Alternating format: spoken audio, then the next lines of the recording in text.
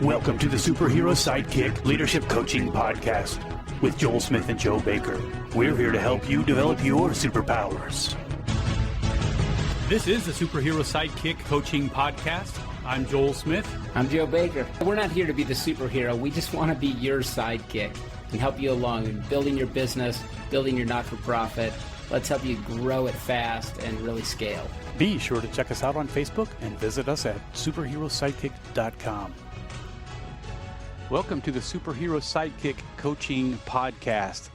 Joe, how are you doing today? Hey, doing good. Excited to have Jared on the call. Yeah, this is good. I'm Joel Smith, and in our virtual studio is my other friend, Jared Baldwin. Jared, yeah, how I'm are you good. doing today? I'm good. I'm great. I'm glad to be here. Yeah.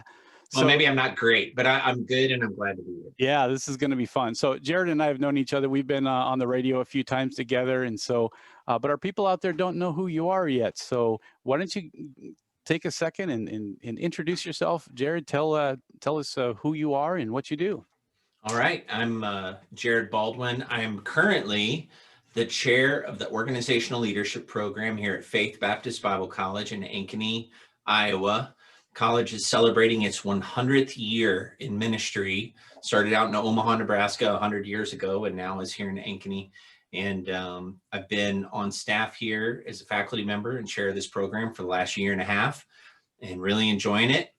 And the program has really grown. I have 43 students in there. It doubled even during COVID. The program doubled, which is not any glory for myself. I think it's just God blessing it, and it's meeting a need. A lot of students out there, I call them the I don't know students. And so when I ask a high school student, hey, what are you going to do after high school? They say, I don't know. I say, perfect. I have the program for you. This is the I don't know program, because we're constantly trying to help students learn some real world skills, give them some basic business knowledge, but also how to work with peoples, how to solve problems, how to think through critically, make decisions, have good ethics, good work ethic, good character, and get them ready to go out there. So no matter where they work, whether they work for Papa Murphy's Pizza or a Christian camp down the road, or work for a nonprofit or in a school, or start their own lawn care business, whatever they do, or go on for more training, that they're more ready to enter the workforce and be a good testimony wherever they're at. Oh, so that's the main thing I do. And then, of course, I'm from Kansas City, Missouri, and actually just had a new grandson born last week. So I'm a two-time grandfather, granddaughter. Oh, wow. I know. I know. And the listeners cannot tell how young I look, but I don't feel like I look old enough to have two grandkids. But that's true. That's true. Thank you. Yeah. Thank you. Appreciate that. All right. So do you color your beard then, Jared? No. And I used to have so few gray hairs that I named them after each of my kids, but now there's so many I would have to name them after every person I ever meet. So I'm very salt and pepper now. Fair enough. All right. So today we're going to talk about the difference between groups and teams. Is that right, Jared? Yes. Yeah. All right. That's a great topic. And this is something that you've discussed with your students recently. Is that right? Yes, just today and about a week and a half ago before spring break. This is a topic that comes up in, all types of organizational situations, project management, leadership, ministry, volunteerism. So yeah, I'm sure you encounter it even in your work environment with some of your businesses and things. Oh, I'm sure we do. So, okay. Teach us something. Well, so I think first off, something that came out of my discussion with my students today was that there is sometimes a frustration in an environment where people assume they're on a team, but they're actually working in a group. And, there are different definitions, and this is as much of an art as it is a science. So I'm just kind of giving my spin on this. A lot of people have written entire books about this. But a group would consist of a number of individuals that are each doing their part separately to achieve some kind of goal at the end. That's maybe a bigger goal. I have in front of me just a little bit of from a list of what working groups do. Working groups, for example, have a strong and clearly focused leader, usually. This is from 10 Significant Differences Between Attributes of Teams and Groups, a book that came out in 1993. But they take individual accountability. Their objectives are imposed, mandated, and granted, and or are the same as the broader organizational mission. They deliver individual products and outcomes. They run efficient meetings, but they meet because they have to. They focus primarily on just working. They have polite discussions. They discuss, decide, and delegate. And they measure effectiveness indirectly by their influence on others. So a group is, I compare it to, sometimes my students, I'll be like, hey, today we're going to meet at the local coffee shop for class.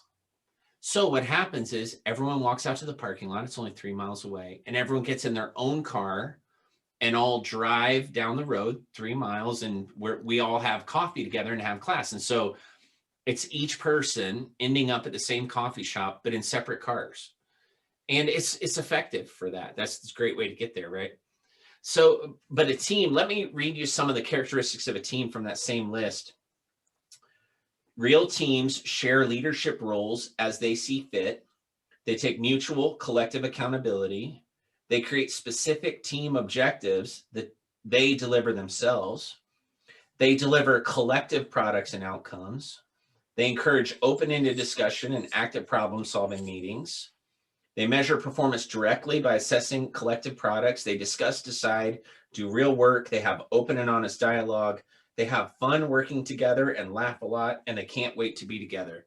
So that would be more like, in the same analogy, instead of a bunch of people driving their own cars to get to the same local destination, that would be more like if I said, hey, we're going to take a trip during spring break out to Colorado, and it's a 20-hour drive.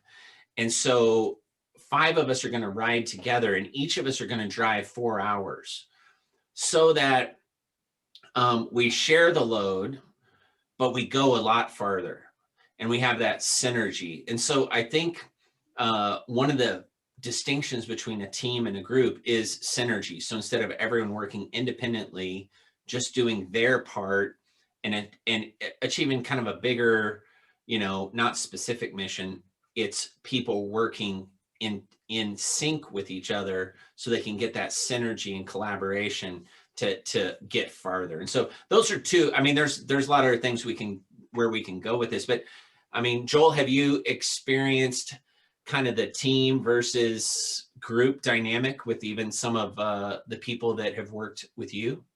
Oh, sure. Sure. I can think of a lot of different examples. One of the first things I think of is I think of my stores. I've got several stores in the Des Moines area, but then there's another owner that has several stores in the Des Moines area as well. And we get together in groups for co-op meetings where my business is alongside of his, but they're independent from each other. Mm-hmm. And so, but then within my organization, we're more of a team, and within his organization, they're more of a team within there. Even though there's been training where my people have been mixed with his people, but there's clearly a difference between that group and team.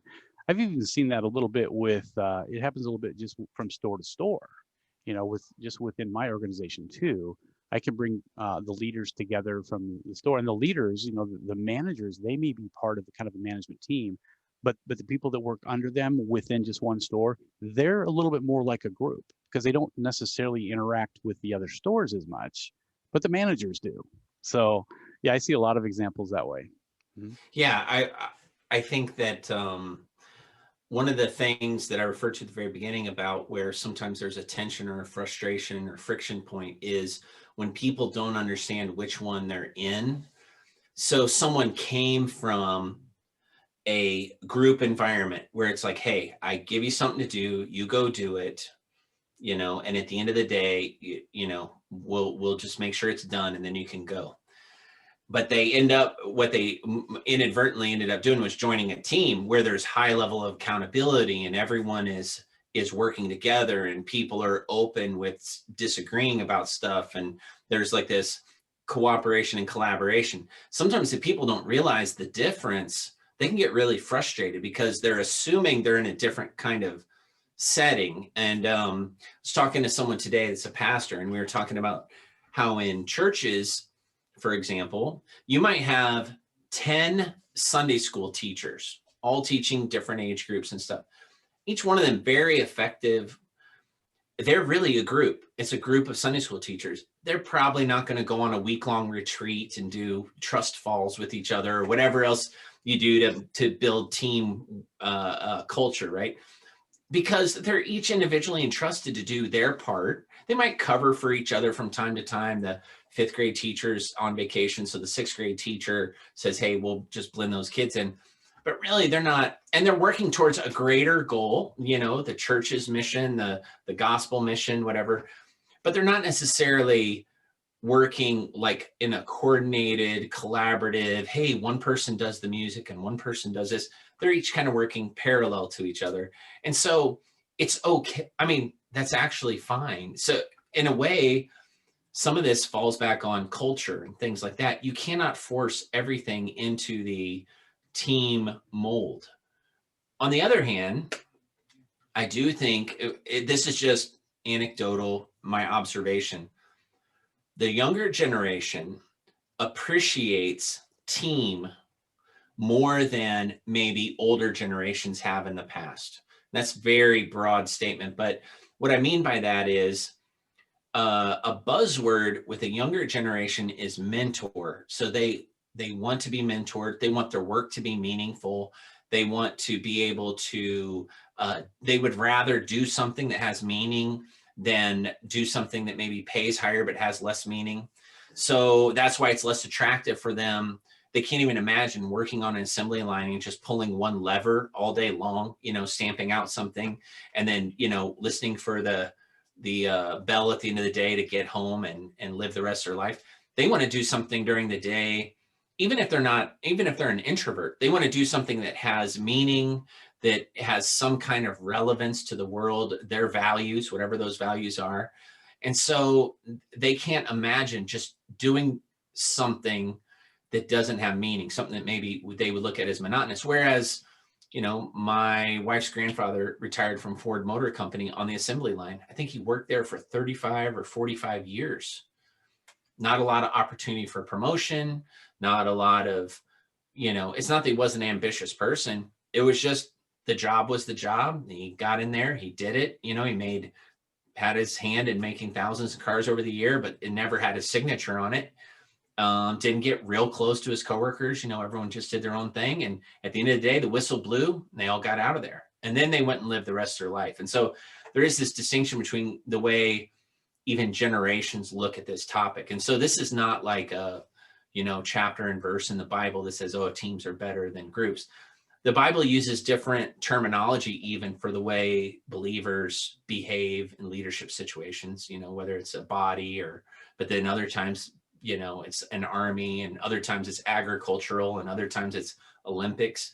So depending on the situation, different things come into play. But I would say that, you know, in our field that we are all involved in, the three of us, when it comes to leadership, we crave the team side of things, because the team side of things imply intentional leadership, whereas a group, really, it's a simpler tactical style leadership. We really like strategic leadership. Yeah, I think those are great examples. And you know, you think of like a library, a public library. Everybody's in there independent. It's a group of people, but they're all doing something different, as opposed to a classroom. Say, you know, you could have the same number of people, but they're all in line. They're studying something that's similar. And even classrooms could be a group as well, depending on if all of the chairs are aligned looking forward, or if they're all in a circle. That could be the difference between a team and a group as well. But yeah, I definitely see that. I think of you know, Stephen Covey's book, The 7 Habits, and you know, he talks about independence, and he talks about independence being an important step. It's a step higher than the dependent stage, right? Mm-hmm. But it's also a step lower than the interdependent stage. And so there is kind of a stepping stone as well, that when you're independent, That's great. There's a place for that. Like you've talked about, there's a place for that. But if you really want to keep growing, and there's a place where you realize that we can do more together than we can separate. Yeah. And that's where Yeah, the for team, and sure. that's why leaders and people that do what we do, that's why we crave that, because we see that exponential difference of how much more you can achieve together than separate. And so I think there are team dynamics that independent people come into and they don't fit, because they're not depending on other people. They're not interdependent on other people, and other people want to pull them in and say, "Hey, let's scratch each other's back. Let's complement each other." And some people have a hard time with that. They're just, "Nah, leave me alone. I want to do my own thing." So yeah, there's Well, definitely a difference. let's say there's a leader who is, you know, is just realizes from this podcast that they're actually running a group, and they said, "No, I really do want to build a collaborative team." What would be the steps that you would recommend taking to lead to take the journey from group to team? How do we bring these people to all conjoin together and help each other with each other's projects and all that? So give us some insight. That's a great question. And I don't know if there's a, singular formula, someone that maybe has given their life towards this topic might have a step-by-step plan. But I think first, I would have to analyze, does this scenario need a team? So for example, if I was doing a church cleanup day where everyone's going to show up on Saturday morning, have donuts, rake all the leaves, paint the front of the building, and leave at the end of the day, there probably is not a strong need to pull everyone together, do a team building exercise, analyze everyone's giftedness. It's more about just handing out the rakes and paintbrushes and getting it done and have fellowship and get out of there. So what you don't want to do is put so much pressure that it has to be one way if it's not appropriate. But let's assume that it is an appropriate situation where you need a team. I think that there are a couple of things that happen in teams. You have this scenario where you go from just being a bunch of individuals to working together. And there are a couple of different descriptions of that out there. And one would be where you go from forming, storming, norming, and performing. That's not original with me. But basically you go from basically being a bunch of individuals all going different directions and kind of, okay, now we're all in the same room, to now we got to figure out, okay, what direction are we going to go? And that might mean we're facing different directions. We got to get some alignment. So you go through the storming phase, and then norming. Okay, now that we're aligned, who's going to do what?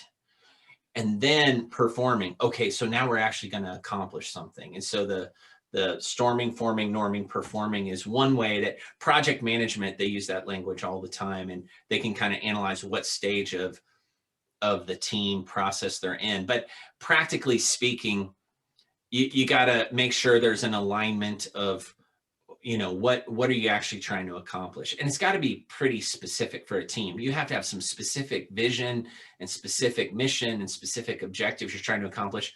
You need to have some clearly defined roles and responsibilities.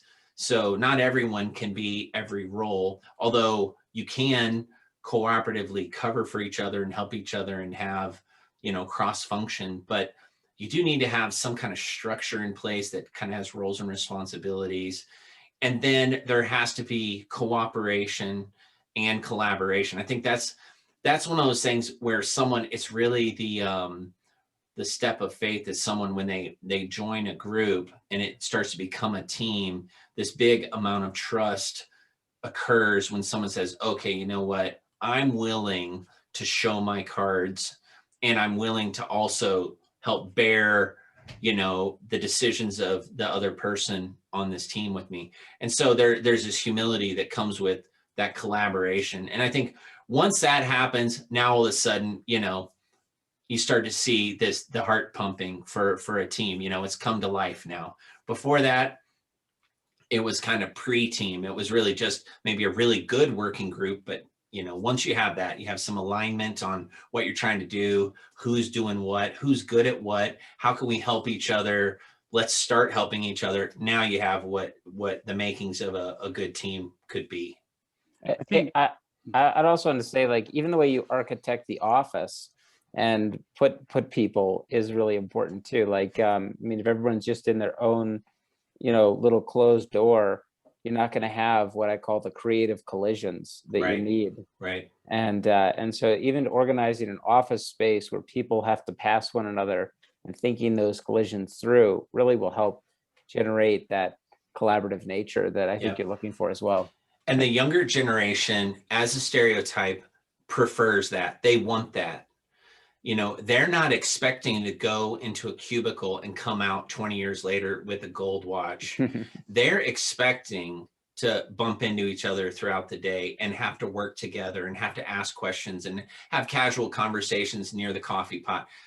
So if they get put into a situation where they don't have that, they're really going to wither. Now we have to be gracious with those that have come before us, that wasn't, they worked for some blue chip company where they had a little cubicle and their goal was to get the end cubicle and eventually get an office and then get the corner office and then move up to the top floor.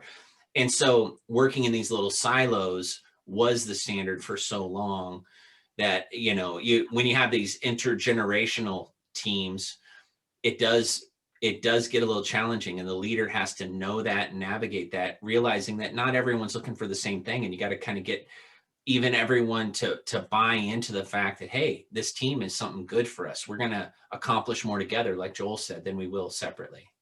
I think it's interesting too, with the dynamic between groups and teams, and oftentimes groups can appropriately, exist well because they don't necessarily need each other. They're all independent in their capabilities, and they're not necessarily, scribbling outside of their competencies. Whereas a team kind of implies that not everybody in the team has all the skills that's required for what the team needs. And so there's usually more specialization. There's usually people that have specific skills, and they really need somebody else with a complementing skill to be part of the team that can help them. And when you get 5 or 6 or 50 people, whatever it is, a part of a team, they can't do it on their own. So they really do need each other in order to accomplish this thing, whatever they're trying to accomplish, that's much bigger than the individual. And so that's why we like the teams, is because the output can be so significantly more than what a groups can be because of that. Absolutely. Absolutely. I think the word you use there is perfect. Complementary. You have to have complementary skills within the team. And that's where that synergy is going to happen. And by synergy, we're talking about the same thing as in the Old Testament. I think it's in the book of Amos or Joel, where it's like, a one-stranded cord is easily broken, but, a two-stranded cord is really hard to break. If you take one rope, I think that's a Stephen Covey illustration as well. You can break it really easy, but braid 3 ropes together, it's not just that you can carry 3 times the weight. It's like you can carry an exponential amount more weight because of that shared strength. And I think that's just a principle that God's placed in nature in general, is that you put a group together with complementary skills, you have something that is so much more powerful than 3 individuals, each carrying a third of the weight. Yeah, that's excellent. And one of those strands usually in a team is trust. When you can take people and you can build a team around trust, where they trust each other and they have each other's backs, it gets so much stronger too. Yeah. There's nothing like having a team of people that don't trust each other. Really, it's just a group, isn't it? Yeah, absolutely. Absolutely. And again, some people will never buy into a team because of trust. Some people, they've been burned, or they're just not trusting. You go to Patrick Lencioni's 5 Dysfunctions of a Team: absence of trust. This where people just don't trust the people they work with. And so it's going to undermine the efforts to have a healthy team when you have basically a lack of trust. Right.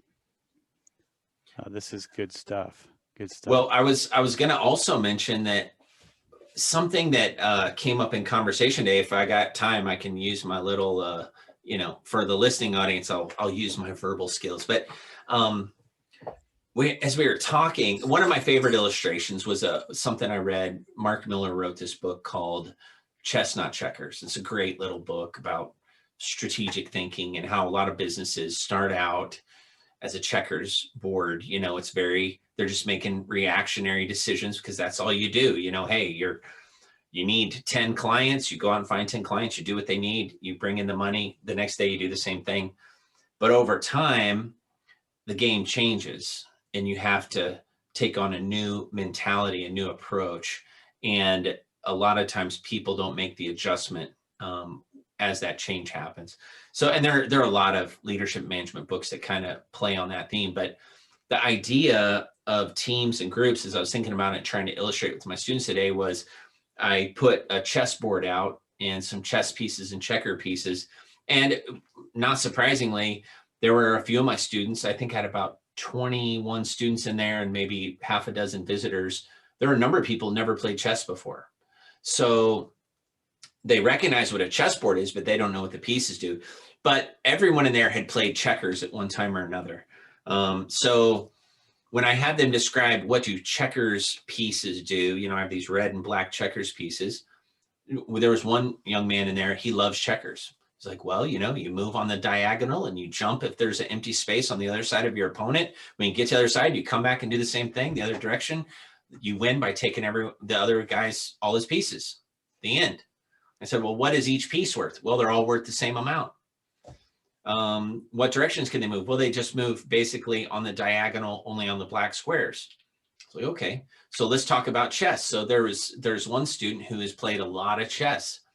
And so I had different students come up and pick different pieces off the board and tell me what they know. Well, the horse, the knight, can move up 2 and over 1 and is the only piece that can jump over other pieces. The bishop can only move on the diagonal. So the color it starts on, it will always move on that, but it can move as long as there's open spaces, it can move as far as it wants. The pawn can move 2 spaces in the first move, but then 1 space and only forward unless it's going diagonal, and on till we got to the queen and the king. And as we talked about it, it really is it's not a perfect parallel, but it is a good parallel to the idea of groups and teams as far as the way you think. A checkers match is very tactical, reactionary. It's simple, right? There's a simple objective. You move to the other side of the board, taking as many of your opponent's pieces as possible, and the game's over in a relatively short period of time. You cannot, in a checkers match, think 5 moves ahead. You can think maybe 1 move ahead, or at the best 2. But it's more like a tic-tac-toe match where, your little niece at the table puts a circle in the middle and then you have to put your X. And then if she puts her circle here, you only have one place you can go. So checkers is a little bit reactionary and it's simple and it's fun. So it's not a bad game. It's just a different game than chess. Chess is not so checkers is mostly tactical with a little bit of strategy. Chess is mostly strategy with some tactics. So chess, you can think ahead. I just saw something when I was looking at this.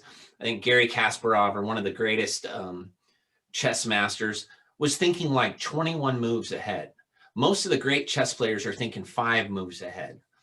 And they're not just thinking about, moving this pawn and then moving this pawn. They're thinking, this little guy with the pointy hat, the bishop, is worth X amount of points to me. And if I let him be captured by my opponent, I need to get something that's worth more points than that in that process. And that's going to take me 4 moves, and not just moving this piece, but moving 2 other pieces out of the way to draw them in. And if they take plan A, they'll come in this way. If they take plan B, they'll come this way. And then I got to protect this and I got to do this. And, I got to think, okay. And then if I get to the other side, strategy. And they're thinking multiple moves ahead. Well, if you think about a team and the leadership of a team, it takes strategic thinking. It takes chess type thinking, where you're thinking a couple moves ahead. You're thinking about the value of each player and where they're positioned on the board. You have more options, but you also have little mini goals. So a chess match, you're using every square on the board. Whereas a checkers, you're only using half the squares. You only use the dark squares. You don't use the other ones. And you might have a mini goal of capturing one piece, which fits into the greater goal of winning the match. Whereas checkers, there's just one goal. Hey, just win. Take as many as you can and win. And so leadership that is strategic is thinking about, how do I engage and utilize all these resources, the people, the finances, the facility we have? How do I leverage all this and engage with the people and try to, and not use them in a selfish way, empower them to use their gifts to help support these little goals, which all fit to the bigger goal. And so that's strategic leadership versus, a group is a little more like a checkers match. Really leading a group is a little simpler. Everyone's kind of working, their value to the greater goal is all heading the same direction. And so it's a little simpler and it's a little easier to deal with. And it's still good in certain situations. But where the friction comes is where you need a chess player and you have a checkers player. That's where I think the big friction happens. And sometimes it's an inadvertent, maybe where someone is not reading the situation right, or they haven't been trained. Maybe they're new to leadership and they haven't been trained how to start thinking strategically. And I know that you guys do a lot of coaching with individuals to help them start thinking that way. Well, Jared, I love your examples, of chess and checkers in the business world, and you're exactly right. To run a business, you really have to think greater than checkers.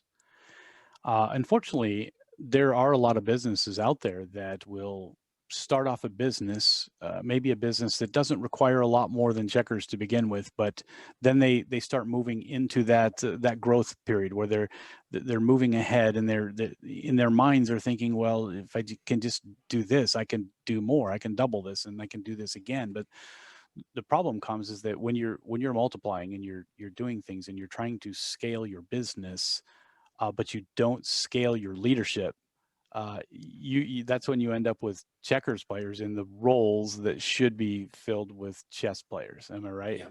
Yeah, that's exactly. I mean, that's been my observation, at least anecdotally, and then as talking to leaders over the years and seeing the struggles they have. A lot of times, the struggle is the transition from being a leader that just kind of reacts to what happens in front of them, Right. to being able to hit the pause button for a moment and say, okay, I see what's happening right now, but I need to think about what's going to happen 6 months from now. What can I do today that doesn't just deal with today's problem, but somehow carve out the time and the resources to be ready for 6 months from now or a year from now, not just constantly reacting to what's happening in front of me.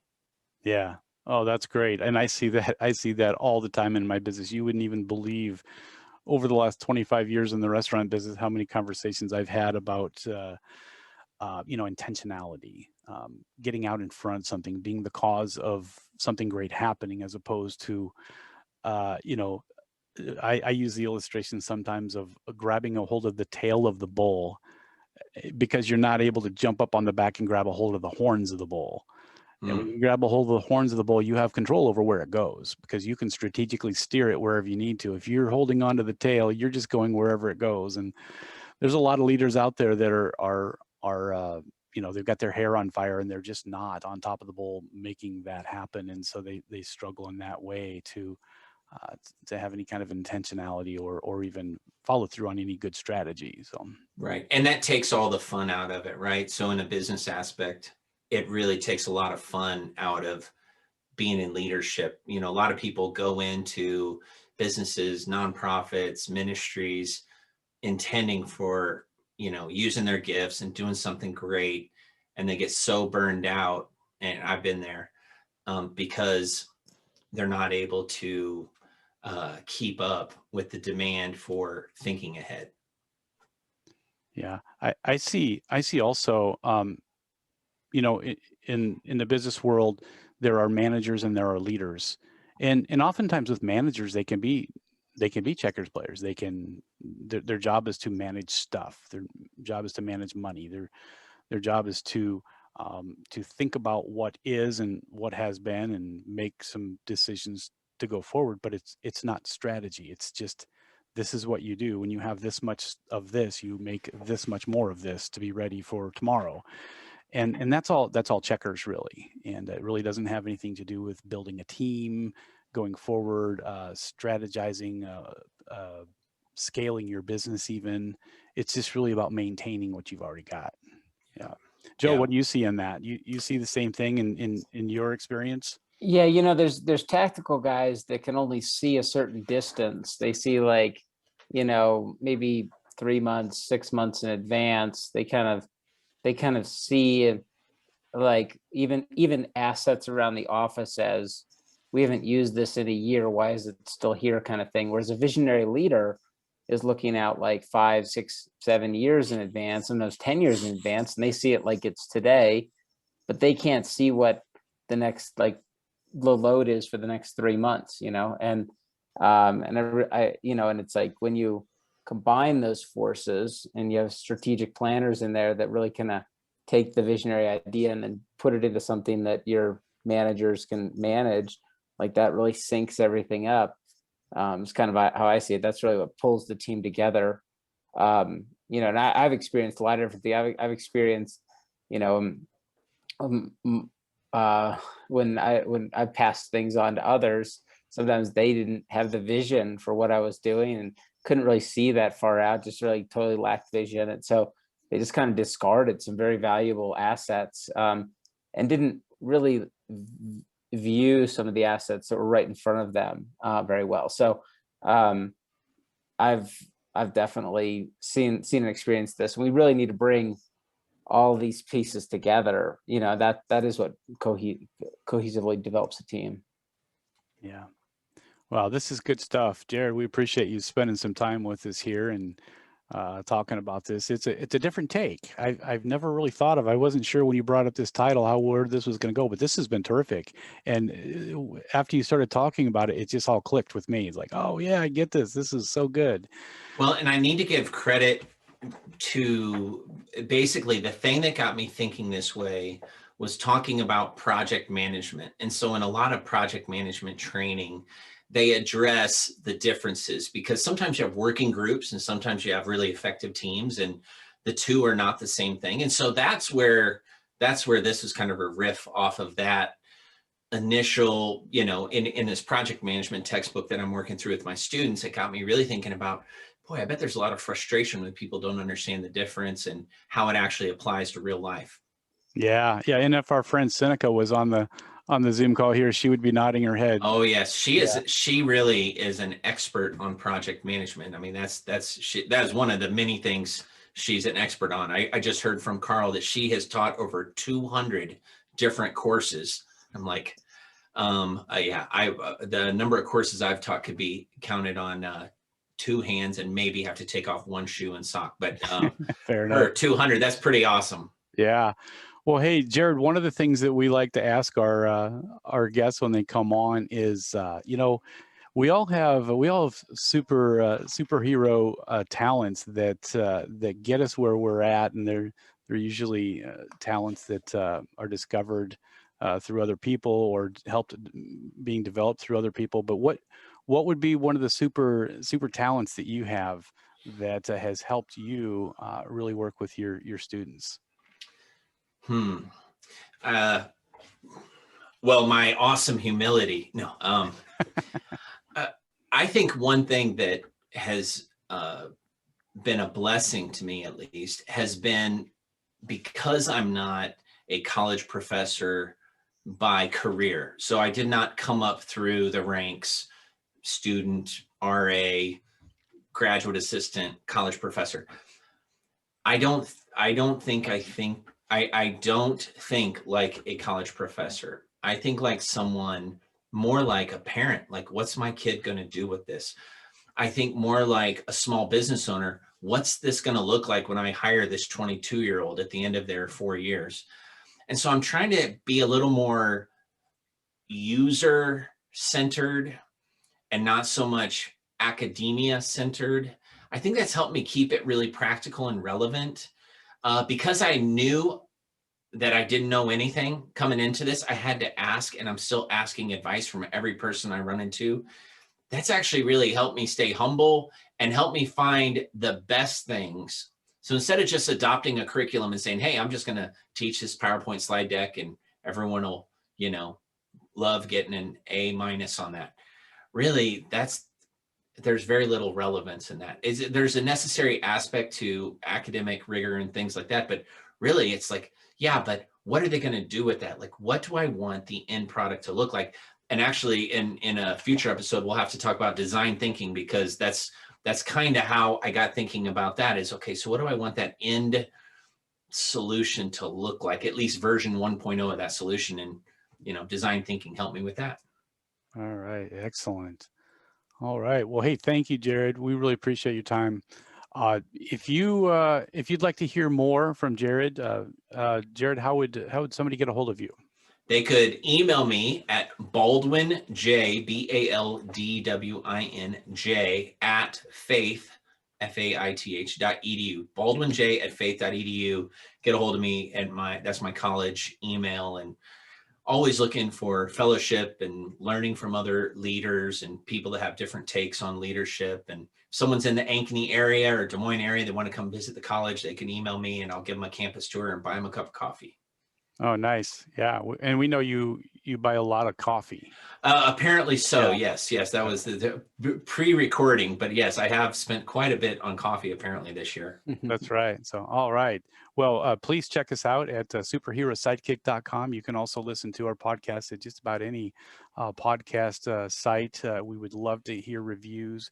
We would love to have you subscribe to our podcast as well. And so anyway, Joe, any last thoughts? Yeah, make sure to find us on Facebook and like us, and keep following along. We really appreciate your support. It's great when you let other people know about our podcast. Yeah. Give us suggestions too if there's something that you'd like to hear. So, hey, well, thank you, everybody, and we will see you next time.